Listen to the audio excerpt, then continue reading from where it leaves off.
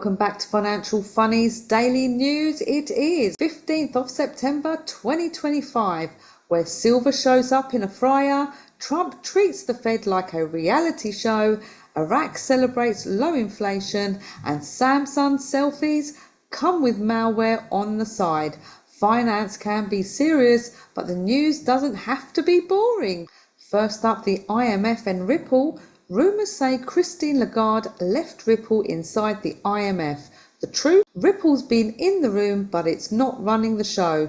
Think of Ripple as the guest who brings dessert to dinner. They're not cooking the main course.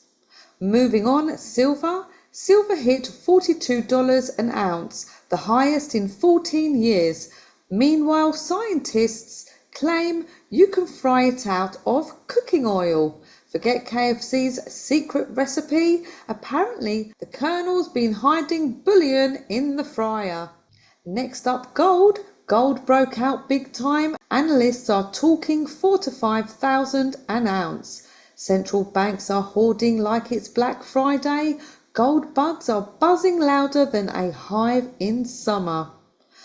Moving on, the CME, they raised gold margins by 7%. Traders now need deeper pockets. When the casino raises the minimum bet, you know the game's heating up. Next up, tokenized assets. Treasuries and gold on the blockchain hit nearly $29 billion. Who knew government IOUs could become collectibles? I'll trade you 2 treasuries for 1 shiny token. Moving on, Thailand, 3 million bank accounts were frozen in a fraud crackdown. Daily transfer caps slapped on. Imagine logging into paying bills and finding your account frozen. That's one way to avoid impulse shopping. Next up, in Iraq, inflation is under 2%, the lowest in years. The central bank met with the Bank of England to talk digital money, and Iraq hopes to join the BIS.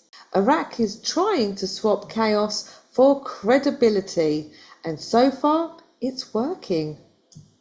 Moving on, Kurdistan, a delegation is flying to Baghdad to restart oil exports. The halt since May costs about 11 million a day and leaves salaries unpaid. That's like setting a Ferrari on fire every 24 hours. Next up, Trump versus the Fed. Trump tried to fire Fed Governor Lisa Cook, alleged over mortgage fraud. A judge blocked him. Appeals are pending. Trump treating the Fed like the apprentice. Lisa, you're fired. Only problem, the Constitution disagrees. Moving on, the ECB kept rates steady. Christine Lagarde says policy is in a good place. Translation, doing nothing and calling it strategy. And finally, in the US, Nasdaq is over 22,000. The S&P at highs. AI hype, Oracle earnings and softer inflation are driving it. AI makes the money, inflation takes the blame, and traders take the champagne. Now over to my favourite crypto corner. First up, XRP ETFs. Futures are live, but spot ETFs are still waiting for the SEC's approval, likely in October or November.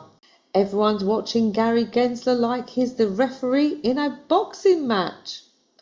Moving on, Tether, they're launching a US complaint stablecoin called USAT with Anchorage. Nothing says compliance like slapping USA on the label.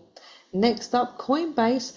Big Wall Street banks like BNY and State Street are moving into crypto custody. Coinbase just realised they're not the only kid at the playground anymore. Moving on, crypto treasuries. Companies that filled balance sheets with Bitcoin have seen shares fall 60 to 70%. Turns out, just buy the dip isn't a business plan. Next up, altcoins. Remitix and Roblox are being hyped as XRP 2.0. Pre-sales are hot, risks are hotter. Remember, Every XRP 2.0 usually ends up as a .com 2.0.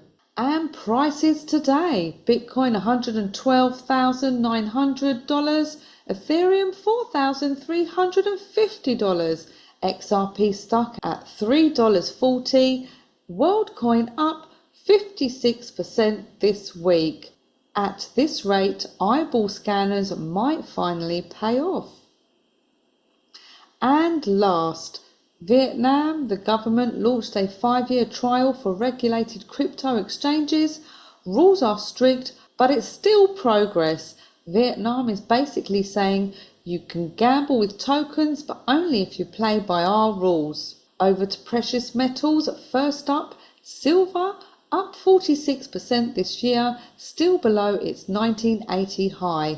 Silver bugs say undervalued, everyone else says overhyped. Next up, gold. Momentum looks strong, fueled by central banks. The only inflation they like is inflating their vaults. They often leverage, but cost high. Translation: your profit if silver doubles, costs drop, and pigs fly. Over to companies. First up, IonQ. They bought Oxford Ionics for $1 billion. The UK said keep staff and tech here. Stock up 18%. Quantum computing, where even your calculator feels dumb. Moving on, Gemini. The Winklevoss twins exchange IPO'd, opened at 28, spiked to 45, closed at 35. Not bad for guys who just wanted to row boats and sue Zuckerberg. EssilorLuxottica looking to double their Nikon stake to 20%. Soon, your glasses will see more than you do.